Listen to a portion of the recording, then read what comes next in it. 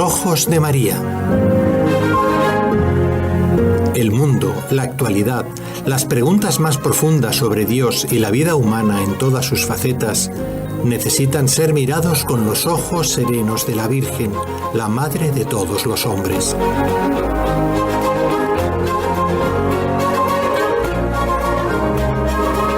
Con los ojos de María, un programa de NSE Producciones para Radio Católica Mundial, conducido por la hermana Dolores Eugenio. La gran mayoría de los turistas que llegan a esta ciudad de Barcelona, que son muchos, sobre todo vienen a conocer las obras que realizó este gran arquitecto Gaudí, pero esa gran mayoría de turistas desconoce la gran obra que Dios hizo en la vida de Gaudí. Hoy precisamente con nuestro invitado vamos a descubrir esa unión que tuvo y que poca gente la conoce, esa unión que tuvo Gaudí, arquitecto mundialmente conocido, con el Señor, y hoy en el programa que vamos a hacer específicamente esa unión que tuvo también con la Santísima Virgen María. Seguro que ya saben a quién hemos invitado, porque en el mes de marzo hicimos otro programa de Gaudí con San José, la devoción de él, pero antes de saludar al invitado, vamos a saludar a nuestro técnico aquí en Barcelona, Carlos Quequesana, que está siempre tan atento en el control, en sintonía con nuestros compañeros de Radio Católica Mundial en la ciudad de Birmingham, en Alabama. Bueno, seguro que ya saben quién es nuestro invitado, pero todavía les voy a poner en más intriga porque vamos a leer las preguntas del concurso de esta semana. Hoy es el último día que las digo y el lunes diré ya las respuestas. Primera pregunta: ¿cómo se llaman los restos mortales de un santo o aquello que por haber sido usado por él se considera digno de veneración? Segunda pregunta: ¿cuál es el tercer mandamiento de la ley de Dios? Y tercera, esta es más difícil: ¿cuántos días hay entre la Pascua de Resurrección y Pentecostés?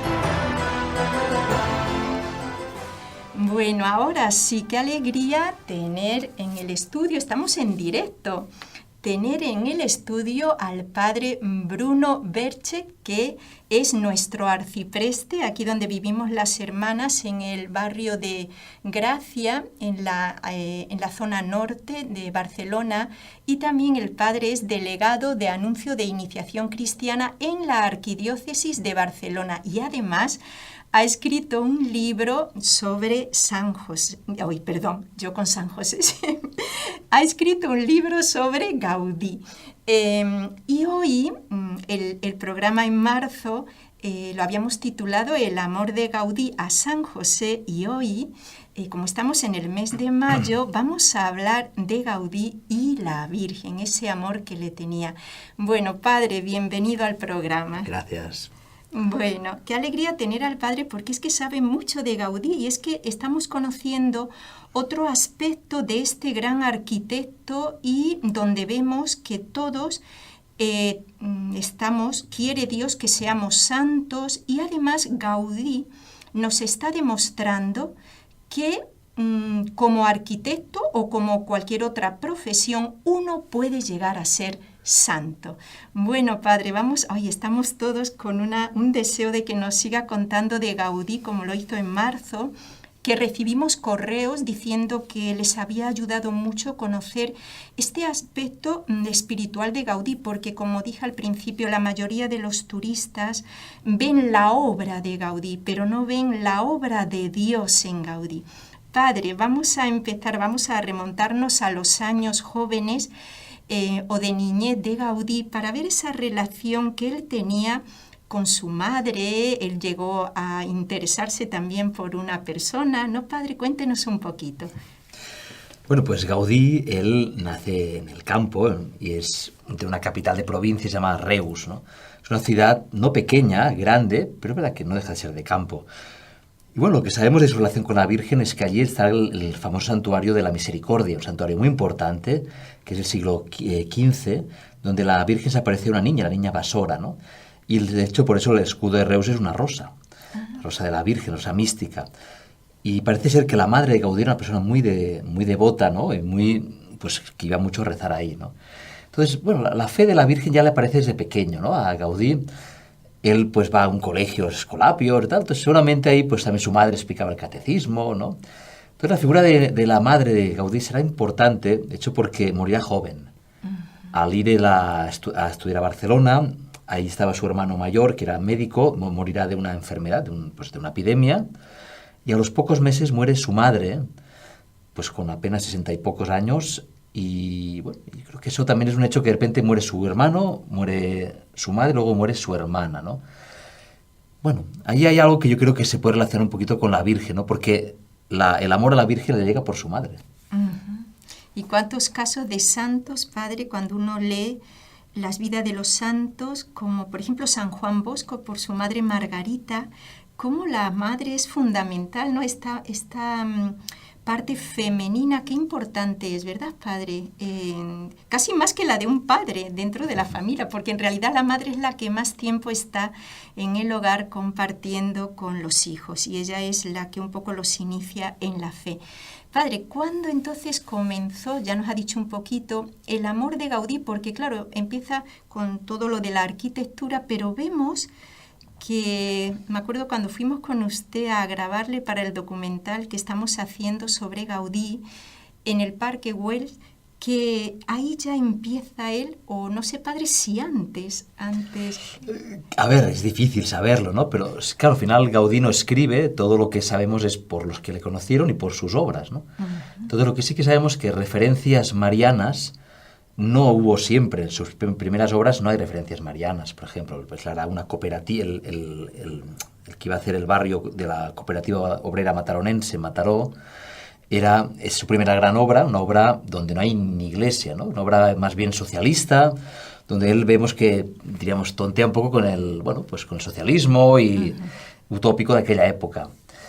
Luego veremos que la Casa Calvet, que es una casa familiar muy bonita, pero tampoco hay referencias, ¿no? Se da sobre todo un poco a partir de su conversión, que tiene pues a raíz de un desengaño amoroso, de la relación con el obispo Grau en Astorga, y antes también la relación con Enric d'Ossó, el beato, que será un poco el que le pedirá las ceras teresianas de Ganduxer. Todo eso hará que haya un momento en que tiene como una inmersión más profunda en la fe, ¿no? Y sí que entonces encontraremos que a partir de ahí, pues en sus obras empiezan a haber más referencias. Es cuando se pondrá también a hacer la fachada de nacimiento, donde la Virgen está muy presente. El claustro del Rosario, en el año 1897 será. Luego ya vemos que en 1900, antes era Casa Vicent, no Casa Calvet. La Casa Calvet tendremos una Ave María Purísima sin pecado concebida a la entrada, y también lo tendremos a la entrada de la Torre Bellesguard. La Virgen ya está presente y ya no va a desaparecer nunca más de la vida de Gaudí. Un hombre de rosario, diario, un hombre que encontrará en la Virgen, yo creo que una madre, un ejemplo, ¿no? Y también alguien que le ayuda en su lucha, ¿no? Contra el mal, contra las tentaciones, ¿no? La Inmaculada es la gran devoción de Gaudí. Un hombre también muy cercano a Montserrat.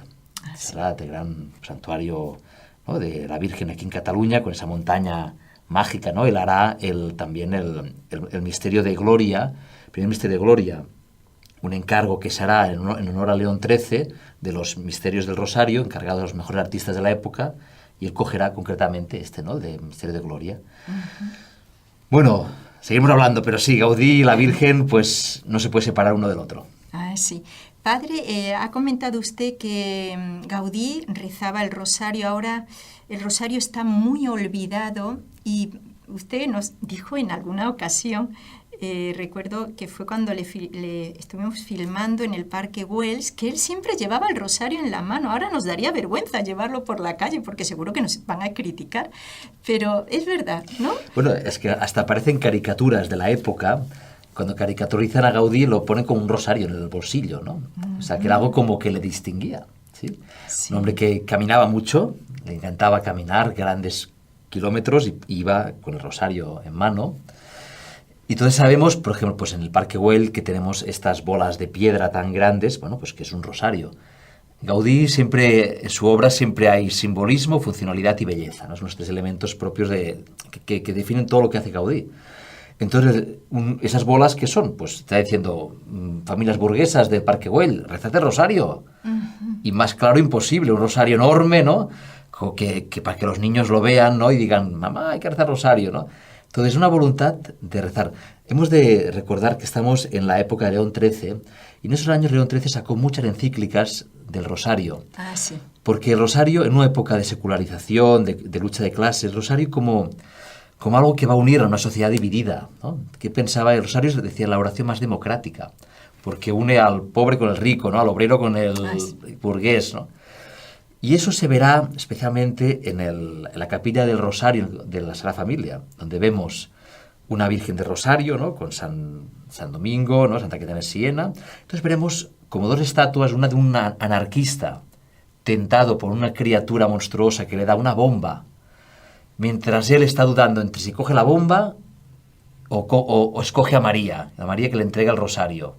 Y la otra tenemos a una chica joven tentada por una criatura también con forma de pez, que le da una bolsa de dinero. La chica mira a María y reza. Es la tentación del obrero y la tentación del burgués. La tentación del obrero es, a través de la violencia, cambiar la sociedad. La tentación del burgués es que todo se compra y se vende. Todo se prostituye por el dinero, porque dicen que es una joven prostituta. Pero los dos miran a María. María les va a ayudar a vencer la tentación. Todos tenemos una lucha, ¿no? Y María te puede ayudar. Pues eso lo hizo Gaudí. ¿Por qué? Porque yo creo que eso habla de su experiencia personal. Él tuvo esa lucha. Él entendía al obrero que quiere luchar por un mundo más justo, pero con la violencia, porque también vio esas injusticias, pero también entiende al burgués que entra en esa vorágine del dinero, de avaricia, de codicia, ¿no? Bueno, eso que es lo que dice Rerum Novarum al final, ¿no? Pues en el fondo Gaudí lo expresa también con la Virgen y el rosario.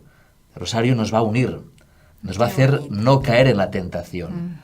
Pero hay que rezarlo, no solo mirarlo. Así es, padre, y ahora nos da pereza. Uy, y rezarlo en familia, ahora ni se sabe que es bueno. El padre Peyton, no sé si lo ha oído nombrar, la familia que reza unida permanece unida.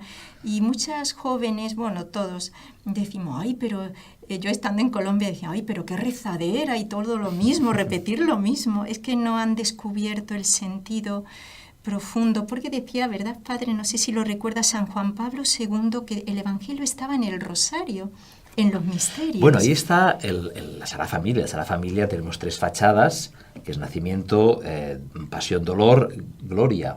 Son los misterios del rosario.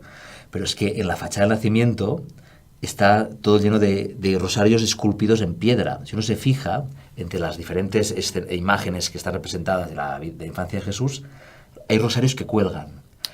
Y esos rosarios es una forma de Gaudí decir, familias de Barcelona, familias pobres, rezad el rosario, porque el rosario es vuestra liturgia. La liturgia de la familia es el rosario.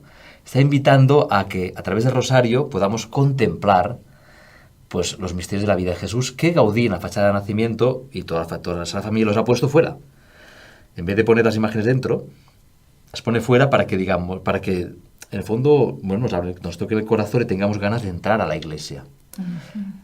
Pero el rosario para él es la forma de entrar, de meterse dentro del Evangelio. Sí, qué bonito este sentido que nos está diciendo el padre Bruno. A ver si nos animamos a rezarlo, sobre todo en este mes de mayo dedicado a la Virgen María. Bueno, vamos a hacer la primera pausa en este precioso programa, y además es que ver que un laico y además un profesional mundialmente conocido, que haya tenido esa entrega a Dios cuando uno lo que busca es la fama, el dinero, pero Gaudí no. Dios lo rescató, y qué pena que tantos turistas, miles de turistas vienen a Barcelona. Aquí nosotras, nuestra casa está camino, hay que casi pasar para ir al Parque Güell. Bueno, es un río de turistas todos los días. Y que no sepan esta grandeza de la vida de Gaudí, bueno, da lástima. Pero bueno, no nos tenemos que desanimar. Bueno, vamos a la primera pausa y ya volvemos.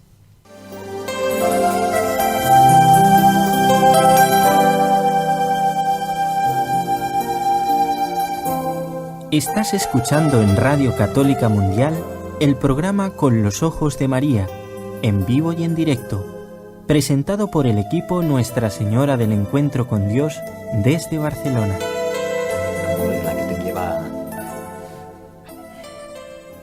Bueno, estábamos hablando con el padre, lo que les vamos a explicar ahora del Parque Güell, que está aquí cerca, está, bueno, a 10 minutos, es que es cuesta y cuesta subir.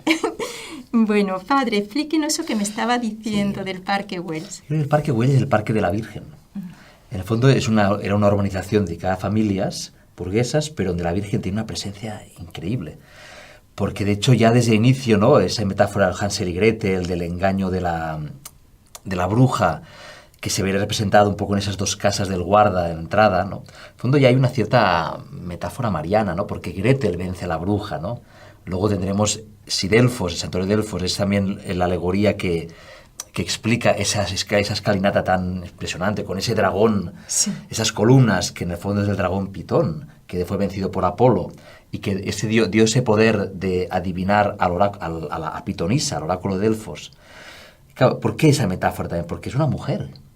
El dragón era una dragona vencida, y la Pitonisa, una mujer que habla en nombre de los dioses. Todo eso Gaudí lo va a utilizar para hablar de la Virgen. La Virgen es la reina del parque, en la parte superior del parque, porque todo el teatro, digamos, la plaza del teatro, está llena de inscripciones marianas y con trencadissos de flores. Esas inscripciones que se hizo Jujol, el discípulo de Gaudí, fue lo último que se hizo en el Parque Güell, es una invitación a que la gente se siente. Yo digo, María, dolça, que significa dulce. En el mismo banco. En el banco, sus ojos, su frente, coronada. ¿Por qué eso? Dice, con ella camino de la paz. ¿Por qué? Porque Gaudí quiere que el que se sienta ahí mire esa María y empiece un diálogo con María. O sea, Gaudí quería que ese parque nos llevase a María, porque María nos lleva a la verdadera pureza, a la verdadera salud. De hecho, el parque, en el barrio de la Salud, está, pues yo creo que está también ahí, porque la Virgen de la Salud es la patrona del barrio, en la ermita pequeña que hay. María es la que nos lleva a la verdadera salud. Ahí en el parque tenía que haber una capilla en forma de rosa que iba a ser como un homenaje de Gaudí a la Virgen, pero no se hizo porque no vino gente. Se hizo en su lugar se hizo un calvario. Pero una virgen, o sea, una capillita dedicada a la Virgen en forma de rosa iba a coronar todo ese parque. Y ahí hay una imagen, la famosa lavandera, que hay un pórtico lleno de, pues como de columnas, y la primera es una columna como un poco muy sencilla de piedra, donde una mujer va a lavar. El oficio de lavandera es el oficio muy servil, muy típico del lugar, del barrio de Horta, cerca del Parque Güell, pero que es una cariátide. Las cariátides son unas estatuas griegas que hablaban de cómo uno rezaba a los dioses. Que está al inicio de un pórtico que iba a llevar a la capilla en forma de rosario dedicada a la Virgen, yo creo que nos está diciendo que esa única imagen figurativa del Parque Güell es una alegoría de María. María la Inmaculada, la que lava. ¿Por qué no coge otra imagen? O podía haber cogido otro oficio, pero es un oficio de lavar. Esa es María la Inmaculada. Si tú sigues el camino de María, María te va a ayudar a ser tú inmaculado, sin mancha, sin mácula. De una forma muy simbólica y muy bella a la vez, Gaudí está diciendo, este es el camino. María es la guía. Fijaos en María, ella os va a llevar hacia arriba, os va a llevar hacia el cielo. Eso es toda la vida de Gaudí. Para Gaudí, María fue su guía hacia el cielo. Qué bonito, es que Gaudí estaba lleno de Dios mío, uno piensa que, bueno, nos falta mucho a nosotros, ¿no? Pero ciertamente tenía un toque de Dios profundo, porque toda ya su vida, esta vida de camino de santidad, es que todo, uno entra, ¿verdad, Padre? En la Sagrada Familia, todo tiene un significado, ahí no hay nada que no tenga significado, ¿verdad? De Nada, lo es porque trascendente. Bueno, yo me acuerdo que me explicaron, que siempre que voy me explican cosas nuevas o descubres cosas nuevas. Es que eso es lo que es impresionante. Que alguna vez pensaba, ¿por qué cuando vas detrás de la Sagrada Familia, ahí ves como unos animales que ¿Por bajan fuera? por fuera? Por fuera. Ves, hay lagartos, hay ranas, hay serpientes, hay caracoles que bajan hacia abajo, ¿no? Y pensaba, ¿por qué? ¿No? ¿Por qué no sube para arriba? Dijeron, no, porque están debajo de la torre de María. Y los reptiles significan el mal, los malos espíritus que huyen de María, la Inmaculada. Ella es la pura, el mal huye de la pureza. Bueno, pues eso es Gaudí que lo hizo, más de un siglo antes de que se construyese la Torre de María, que se construyó hace unos años. O sea, él ya tenía pensado eso. Bueno, pero ahí también habla de una experiencia suya, ¿no? Un hombre también tentado. Un hombre débil, como todos los hombres, que sabe que es la tentación, porque sabe que es caer en la tentación, y que María ha encontrado una aliada, alguien que le enseña el camino y que lucha en su lugar, porque él sabe que son esos lagartos y serpientes, ¿no? Pero seguramente, invocando a María, pues se sintió salvado por ella. Así es, qué bonito, tanto significado.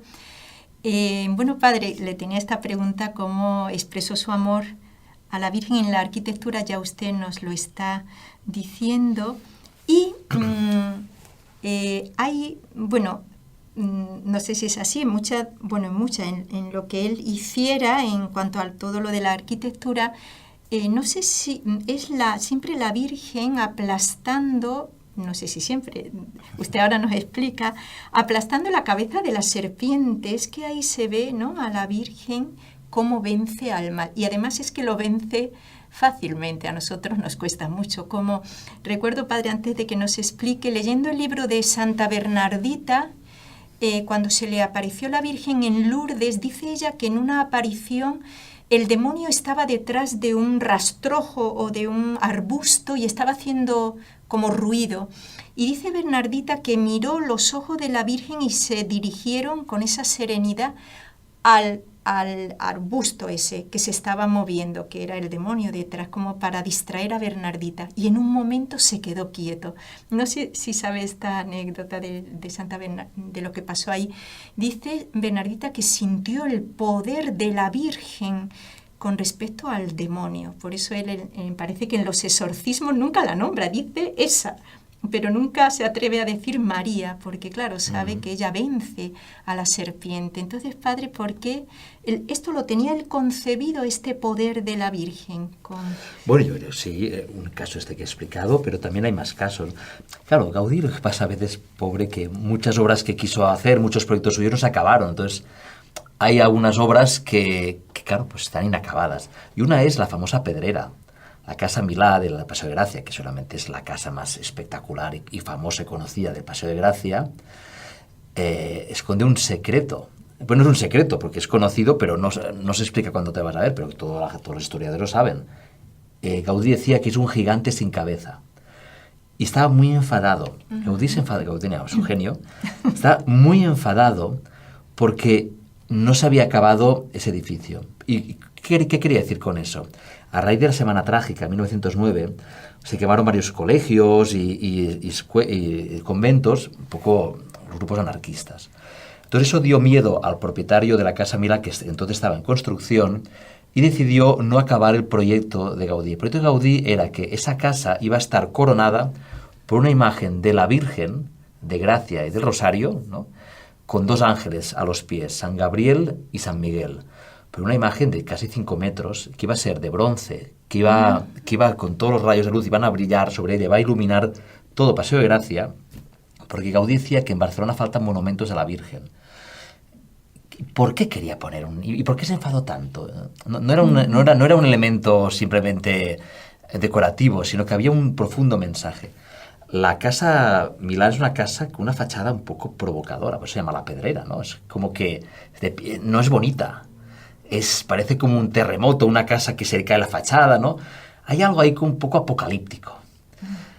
que Gaudí, en medio del Paseo de Gracia, donde toda la burguesía va a dejarse aparentar, a construir sus mejores casas, haga una casa que parece que la fachada es desagradable pero provocadora, coronada por una virgen que viene rodeada de ángeles. Un ángel, Gabriel, le enseña el lirio de la pureza. El otro ángel es San Miguel, con la espada, que estaba luchando contra la serpiente enrollada en la bola del mundo donde estaba puesta la Virgen. Esta estatua se hizo en yeso como modelo. Entonces lo sabemos cómo era y hay dibujos. Está diciendo, burguesía de Barcelona, la Virgen vendrá. Cuidad vuestra pureza, no os dejéis engañar por el maligno. Mirad a María, alzad la mirada y mirad a María, la Virgen, y rezad el rosario. En fondo es el mismo mensaje. Es un mensaje de conversión. De conversión a una sociedad donde la burguesía pues solo piensa en sí misma, en aparentar, cada Paseo de Gracia es como nuestra Quinta Avenida de Nueva York. Y en aquella ahora están las mejores tiendas de moda. Sí, y casas muy lujosas y muy, sí, pero de Gaudí, la época. Pero Gaudí es muy pillo, porque él hace las casas más originales, pero más provocadoras. Porque es verdad que la Casa Batlló y la Casa Milán son las que dan fama a Paseo de Gracia. Sin esas dos casas, Paseo de Gracia tampoco sería para tanto. Diría casas modernistas, bonitas, pero no sería tan destacable. Pero él hace dos casas que son las más llamativas, las más visitadas, pero que a la vez esconden en sí mismas una crítica justamente a esa búsqueda de aparentar, de sobresalir, ¿no? Porque eso es lo que en el fondo pues hace que la sociedad esté dividida. Sí, y una de ellas que tiene que, bueno, cuando usted nos lo explicó una vez, el significado que tiene esos balcones que parecen calaveras. Máscara, uno dice, uy, qué raro. Bueno, además, por aquella época, eso lo leí hace poco, antes lo que era la carnaval se hacía en la Rambla. Pero justamente en los años en que se construye la Casa Batlló, el carnaval se pasó a hacer, la rúa de carnaval, en Paseo de Gracia. El rúa de carnaval era una cosa espectacular. O sea, era pues, en aquella época, pues todas las rúas, todos los disfraces, las máscaras. Hombre, esas balcones son máscaras venecianas, pero que también recuerdan calaveras. Sí, sí. Y parece confeti, y a la vez es como que parece que se está riendo un poco diciendo... Parecen en movimiento, ¿verdad? Sí, y hay una cierta burla de decir, bueno, vosotros que convertís vuestra vida en un carnaval, porque toda esa fachada, toda esa apariencia, cuidado, porque la serpiente, el techo que tiene forma de dragón, ya está por aquí reptando, ¿no? O sea, no os dejéis engañar por la vanidad, la vanitas. Él tiene un espejo que le hizo para también una señora famosa, rica, que es un espejo vanitas, porque un espejo muy bonito, pero que se deshace. El espejo se deshace, es como diciendo, tú te vas a deshacer. Tú que te miras en el espejo te vas a acabar, vas a desaparecer. Vanidad de vanidades. Gaudí era un poco así, es como que tú me encargas esto, sí, pero yo también te doy una torta. Sí. Oye, era muy listo. Pero también bonito esa casa, por ejemplo, que la Sagrada Familia vence al dragón, ¿no? O sea, siempre hay esperanza, ¿no? Sí. O sea, nunca es el mal no vence. En Gaudí el mal nunca ha vencido. Siempre es chafado por la Virgen, es vencido por la Sagrada Familia. Por tanto, hay una invitación a mirar arriba, alzar la mirada hacia la salvación. Sí, qué bonito lo que nos está explicando el Padre.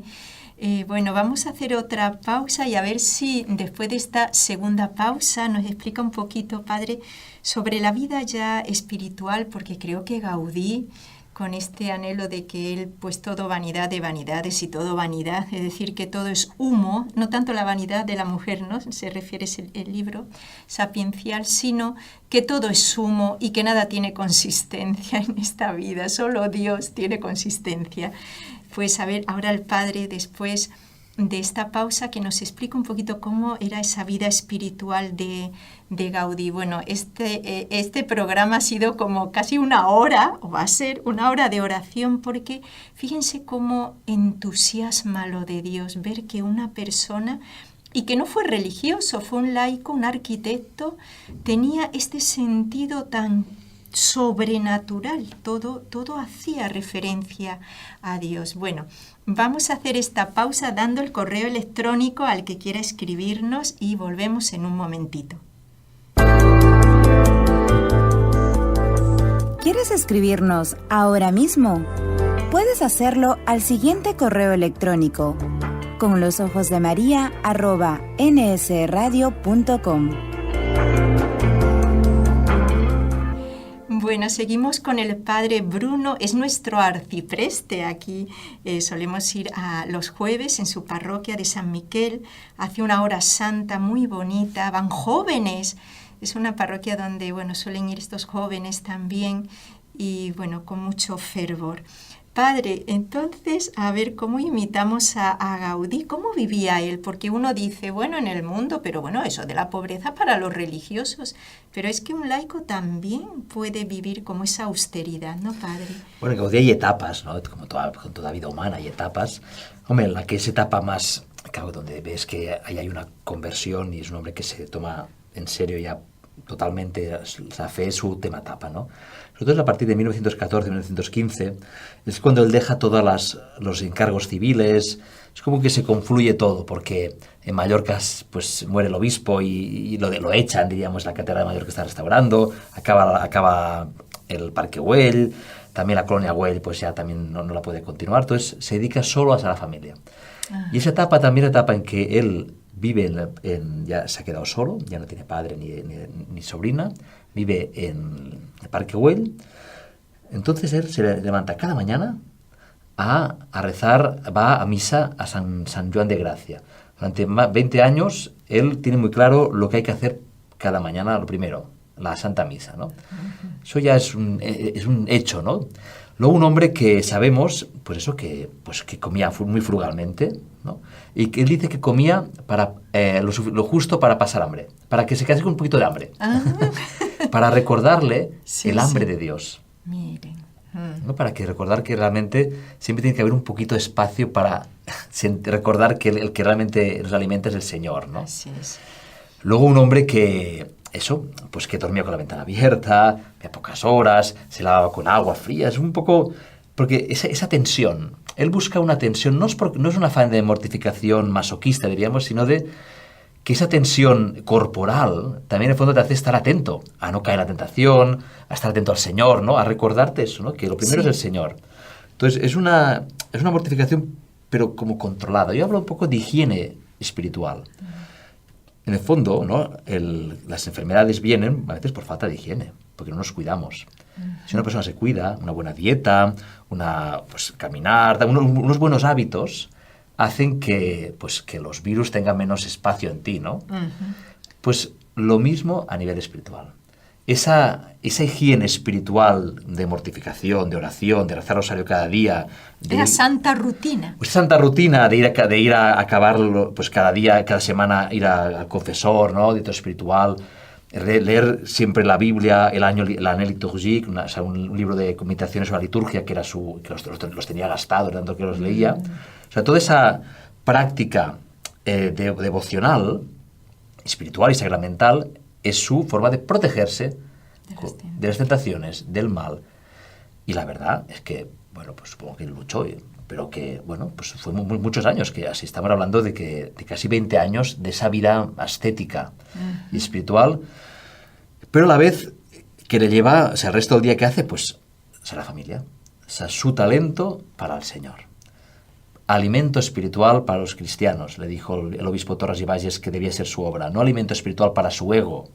Así. Y es lo que está haciendo él. Él va feliz a trabajar, va feliz porque va a hacer una lamparita para el Señor, va a diseñar las campanas, cada día está como un niño pequeño. Está contento porque va a diseñar, pero va a hacer algo para el Señor. Entonces eso es muy, muy bello. Entonces sí que vemos una persona, ¿no? Que luego también vestía muy austeramente, se cortaba en la barba, a veces no se cortaba bien, a veces dicen que hasta iba pobre sin ropa interior, que era un hombre así como muy, muy casi ya como una anacoreta. Parece un poco padre del desierto a veces. La última etapa de su vida... ¿Hay fotos de él? Hay muy pocas... Bueno, la famosa foto es la del Corpus del 1924. La he visto, esa foto que hay pocas y esta es muy famosa, que tiene una mirada perdida. Es curioso porque todo el mundo mira a un lado y él no mira fijamente. ¿A dónde mira? A la custodia. Ay, me... Claro, él está fijando, tiene la mirada fija en el Señor. Bueno, es una foto que expresa un poco ese final de su vida centrado en él, ¿no? A la vez un hombre que lucha contra sí mismo. El Gil Parés era el reverendo de la Sagrada Familia, que era muy amigo suyo. Él tenía mejor relación con obispos que con curas, pero este cura lo quería mucho. Este cura lo mataron en la Guerra Civil. Y él, cuando se murió Gaudí, hizo grandes charlas muy bonitas sobre la espiritualidad de Gaudí. Y decía eso, ¿no? Que pocos días antes de morir, Gaudí se había confesado con un sacerdote que luego lo había dicho, que le había explicado que él había luchado, en su vida había tenido muchas batallas, muchas luchas, y que había ganado muchas, pero había una que nunca había conseguido ganar, que era contra su mal genio. Que lo diga el Gaudí le hace grande, ¿no? Sí. Porque su mal genio era conocido. Sí. Pero bueno, nos muestra que el mal genio no es impedimento para la santidad. Así es, claro. Si uno lucha... Y nos humilla, Padre, de vernos tan imperfectos y que no lo logramos. Pero bueno, lo importante que Dios no quiere, leí alguna vez, no sé en quién, que Dios no espera de nosotros el éxito, porque al fin y al cabo Dios lo tiene todo. Solamente espera de nosotros pues que nos venzamos, que nos vayamos venciendo. El éxito, bueno, ya Dios, si quiere nos lo da, si no quiere nos lo da. Por eso en el Evangelio, siervos inútiles sois, lo que teníais que hacer, eso hicisteis. Porque, ¿verdad, Padre? Muchas veces hay esa tentación de yo hago esto, pero voy a lograr lo otro, como si Dios se dejara comprar por nosotros, y Dios no se deja comprar por nadie. Háblenos un poquito, Padre. Mira, hasta pienso que está en Gaudí también. Ahora Gaudí, todo el mundo habla de Gaudí, pero Gaudí en su época la gente se reía de él, lo tomaban por loco. Hay anécdotas de coger el tranvía, y lo explica Joan Matamala, que era hijo de un colaborador suyo, que coge el tranvía y un matrimonio dice, mira, ese es el loco de Gaudí, y él lo oye. Y dice, mírame que me dicen, soy loco. ¿No? O sea, él es la fama que tiene de persona extraña. No acabar nunca las obras como él quiere. Ay, sí. O sea, eso es muy frustrante, ¿eh? Exacto. Para un artista, dice, ya, pero es que yo quería otra cosa. Sí, y le pasa, en todas sus obras no son inacabadas o no son como él. Entonces, hay un punto que eso tiene que abandonarse en Dios. Señor, yo no lo veré, pero tú lo verás. O sea, mi obra ya no es mía, es tuya, ¿no? Yo hago lo que yo intento hacer, el sueño que has puesto en mí, pero al final se acabará lo que tú quieras que se acabe. Entonces eso también habla de él, de un hombre que hasta su obra pues la pone en manos de Dios y se la entrega. Así es. Ya no es suya, ahora es de Dios. Tú acabarás a la familia. Es ese abandono, ¿no? Me hace recordar esto que dice, Padre, de San Alberto Hurtado, este santo chileno, jesuita, que, bueno, también fue muy perseguido y muy... y él también luchando, no sé si con él mismo, con Dios, ay Dios mío, que no me persigan tanto, que no, dentro de su misma congregación. Y él llegó a decir, Dios hace sus obras destruyendo la nuestra, porque él se sentía que él quería subir, pero que Dios le daba un palo y caía. Dice, Dios hace su obra... Pedazo frase. Sí, él hace chula, su obra destruyendo la nuestra, no que nosotros lo construimos y entonces el edificio brilla. No, es que Dios no quiere que brillemos nosotros, sino Él. ¿Verdad, Padre? Hay el riesgo de uno brillar. Sí, al final es que, claro, tiene que brillar su luz, no la mía. Exactamente. Y un genio como Gaudí podría tener... ¿Él tuvo esa tentación de la vanidad? Sí, mucho. Yo creo que fue su gran tentación. Cuando a ti te dicen que eres muy original... Claro. ¿Qué piensas? Eres diferente. Eres diferente, al final te lo crees. Y es que eso, en los periódicos de la época, yo he leído cosas que decían, el genial arquitecto, ¿no? O sea, ese epíteto, eso lo ponían en su época. Ay, al final, hombre, pues eres un genio. Pues a lo mejor sí que soy un genio, ¿no? Claro, que no se lo cree, claro. Ponen medallitas, pues te las pones. Claro. Entonces, yo creo que su gran crisis de madurez tiene que ver con eso. De hacer obras buscando... ser el más genial arquitecto de la burguesía catalana y barcelonesa de la época, hasta que ve que eso no le está llevando a nada y entra en su interior. Entonces, esa lucha la tiene. Entonces, también eso se expresa en dos cosas propias de Gaudí, una es no fotos. Gaudí, intentaban hacerle fotos y se escapaba. Y hay fotos de él que le hace la foto y coge el sombrero y se tapa la cara. ¡Ay, qué interesante! O sea, él huye, dice, yo no soy importante. Y luego es la falta de escritos suyos. Él no escribe. Qué lástima, ¿verdad, padre? Y solo se le conoce una entrevista. O sea, él no escribe ningún libro. Podría haber escrito muchos libros. Solo se le conoce una entrevista que escribió un uruguayo, donde él intenta sacar la información de su arte, y él se empieza a hablar de la relación entre Sudamérica y España. Y se va por la tangente. Va por la tangente totalmente.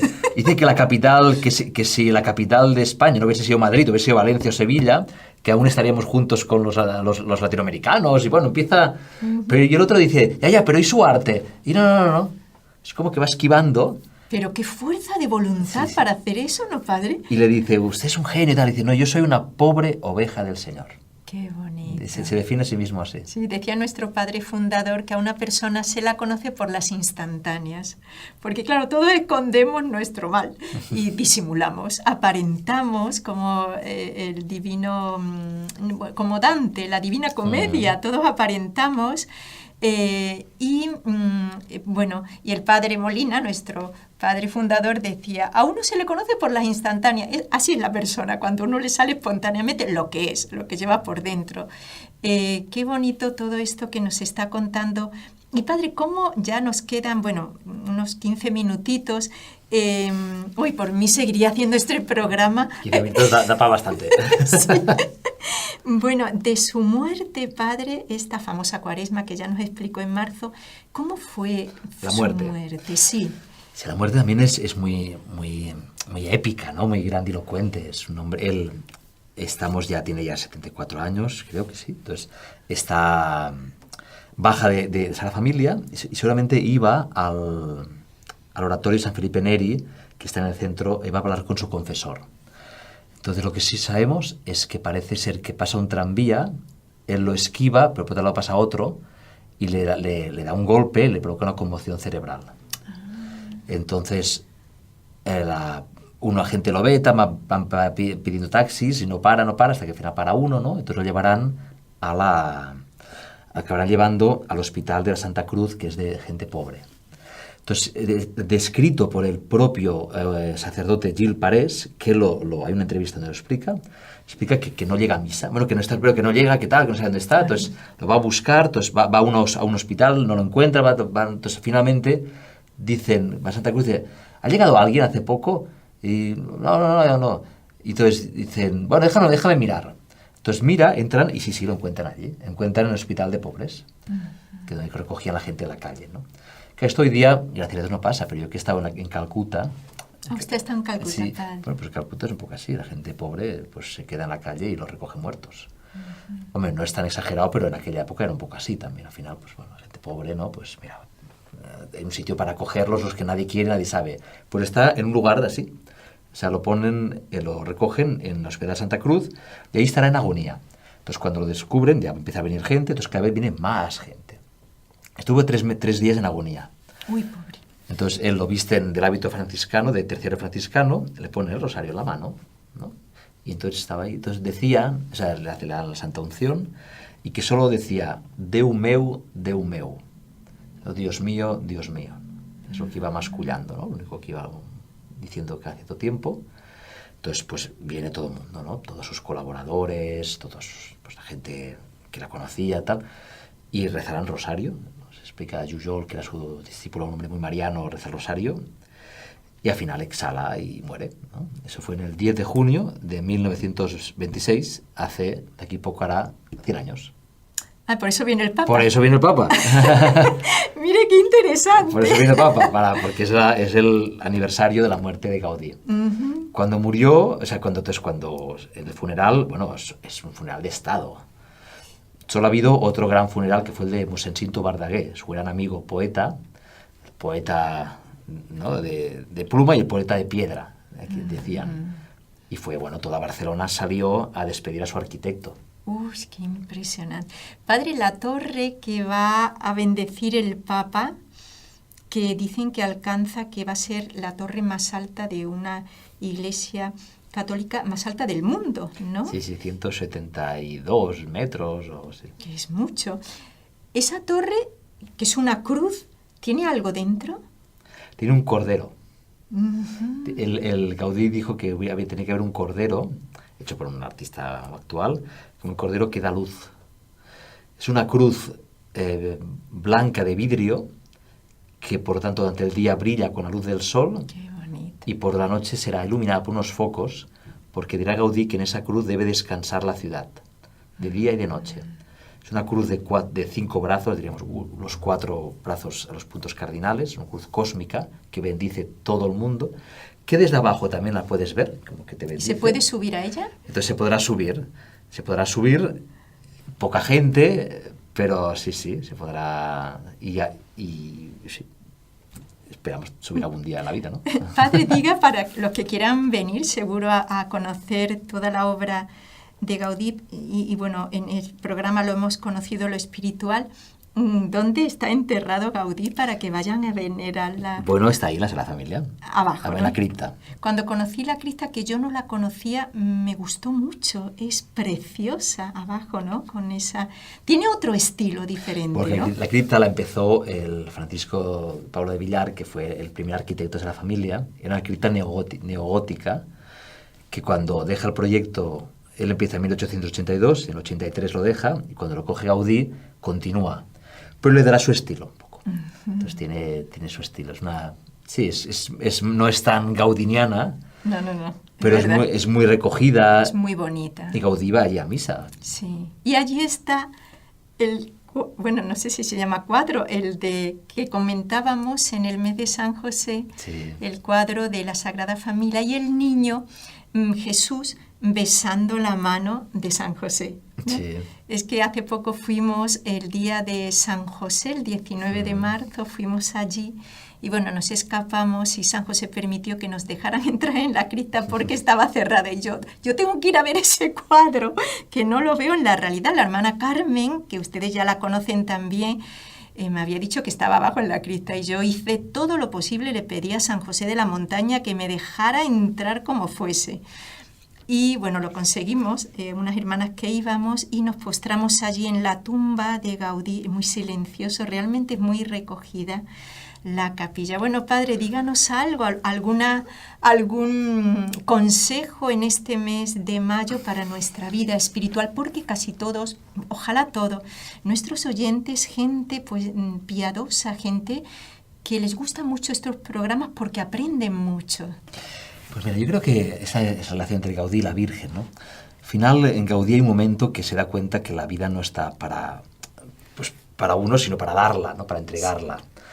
Y es cuando tuvo ese obispo que le dijo esas palabras, ¿no? Que es como un poco el anuncio del ángel a María, ¿no? Le da un propósito, le da un sentido, ¿no? Tu vida quieres ser, ¿no? La madre de Dios, quieres ser Gaudí, mi instrumento para llevar, ¿no? Para alimentar el alma de todo el mundo. Y Gaudí dice sí, ¿no? Como María dijo sí. De hecho, en la cripta está en la bóveda, ¿no? Se ve ahí lo que aguanta toda la construcción, es una imagen de la Anunciación, ¿no? Porque el sí de María aguanta toda la familia. O sea, si en el sí de María no hay la familia. Así es. Entonces, en el sí de Gaudí no hay Gaudí. Uh-huh. Entonces, yo creo que es una invitación también a decirle sí al Señor sin miedo, ¿no? O sea, tú no vas a hacer más a la familia, pero también estás llamado a hacer una obra grande, una obra que sea alimento para los demás, que no sea alimento para ti, ¿no? Para enriquecerte tú, para tu ego, para... O sea, todo lo que hagas, aunque estés trabajando en una oficina, aunque seas, pues eso, ¿no? Un religioso, seas quien seas, tu obra es para ser alimento del alma de los demás. Uh-huh. Es decir, llevarles a Dios y hacer un mundo más bello. Una belleza que lleva a Dios, porque la belleza de Gaudí es la belleza que está unida a la verdad. Exacto. Belleza sin verdad es pura fachada, y la verdad es el Evangelio. Entonces yo creo que Gaudí encuentra en la Virgen un ejemplo para entregar su vida al Señor y hacer que su vida dé fruto, como lo dio María. Pues también nosotros en Gaudí podemos encontrar un ejemplo para que nuestra vida también dé fruto, como lo dio en María. Qué bonito. Bueno, ¿saben que lo he oído, no sé si es así, que para que beatifiquen a Gaudí falta un milagro, ¿no, padre? ¿Es así?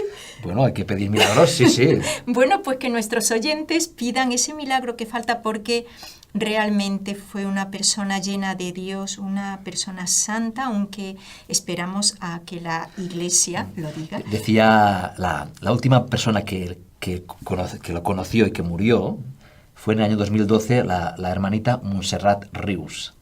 Era una monjita que cuando Gaudí estaba en la casa de Parque Güell, era novicia, iban a lavar la casa, el piso. Y pues casi 100 años más tarde, aún se acordaba de Gaudí. Y decía, era un santet. Era un santet, decía, ¿no? Y que antes de salir pues rezaba a San Antón y tal. Entonces decía una cosa muy bonita, decía, Gaudí siempre me decía, germanetes, en recordeu-vos de les terrassetes. Padre, tradúzcanos porque el padre está hablando en catalán. Las terracitas de la casa estaban llenas de hojas. Entonces decía, antes de marchar, acuérdate de limpiar las terracitas, ¿no? Sí. Entonces la monjita, que es una foto que tiene 100 años y que es súper entrañable, dice, yo sé que cuando llegue al cielo, tengo ganas de ir al cielo y encontrarme a Gaudí que me diga, germaneta, recordis de las terrasetas. Qué anécdota más simpática, pero bueno, así son los santos, santos pero humanos, claro. Bueno, padre, pues es costumbre en el programa rezar las 3 Ave Marías con usted como invitado y con todos nuestros oyentes, que también tiene una promesa de la Virgen, rezar las 3 Ave Marías diariamente porque nos asistirá en la hora de la muerte para concedernos todas aquellas gracias necesarias para nuestra salvación. María, Madre mía, por el poder que te concedió el Padre, líbranos de caer en pecado. Dios te salve María, llena eres de gracia, el Señor es contigo. Bendita tú eres entre todas las mujeres y bendito es el fruto de tu vientre, Jesús. Santa María, Madre de Dios, ruega por nosotros pecadores, ahora y en la hora de nuestra muerte. Amén. María, Madre mía, por la sabiduría que te concedió el Hijo, líbranos de caer en pecado. Dios te salve María, llena eres de gracia, el Señor es contigo. Bendita tú eres entre todas las mujeres y bendito es el fruto de tu vientre, Jesús. Santa María, Madre de Dios, ruega por nosotros pecadores, ahora y en la hora de nuestra muerte. Amén. María, Madre mía, por el amor que te concedió el Espíritu Santo, líbranos de caer en pecado. Dios te salve María, llena eres de gracia, el Señor es contigo. Bendita tú eres entre todas las mujeres y bendito es el fruto de tu vientre, Jesús. Santa María, Madre de Dios, ruega por nosotros pecadores, ahora y en la hora de nuestra muerte. Amén.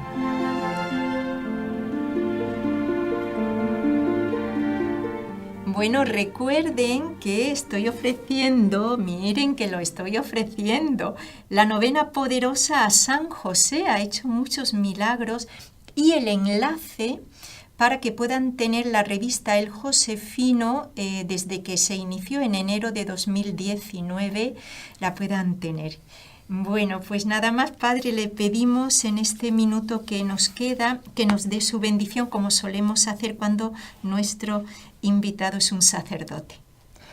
Pues nada, pues que el Señor os bendiga a vosotros, a todos los oyentes, todas las personas pues que también estos días van a venir a Barcelona a ver la obra de Gaudí, pues que también todos reciban esta bendición del Señor. El Señor esté con vosotros. Y con tu espíritu. Que os bendiga a Dios que tanto os ama y es Padre, Hijo y Espíritu Santo. Amén. Bueno, también les recuerdo que vamos a tener la peregrinación a Fátima del 17 al 22 de junio. Ya algunas personas de allí de Estados Unidos han escrito pidiendo información, ya se la he mandado por el correo electrónico. Y en el viaje de ida pararemos en Salamanca, haremos noche y luego ya a Fátima, y de regreso pararemos en Segovia. Son ciudades muy antiguas, hay mucho que ver en cuanto a lo religioso. La Catedral de Salamanca es impresionante, es preciosa. Bueno, pues vamos a estar ahí en el camino de ida. Las personas que vengan tienen que llegar a Barcelona ya para el 17 para salir. Y bueno, terminaremos el 22. Bueno, pues anímense y ya escríbanos para anotarse. Bueno, pues nada más. La Sagrada Familia los bendiga y los acompañe siempre y en todo momento.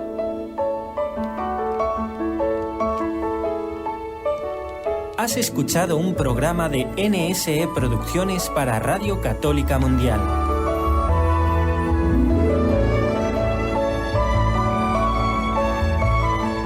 ¿Quieres conocernos? Escríbenos al correo electrónico conlosojosdemaria@nsradio.com.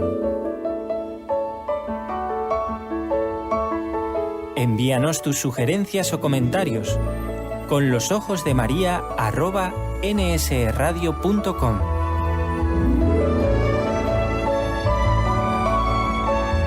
Te esperamos.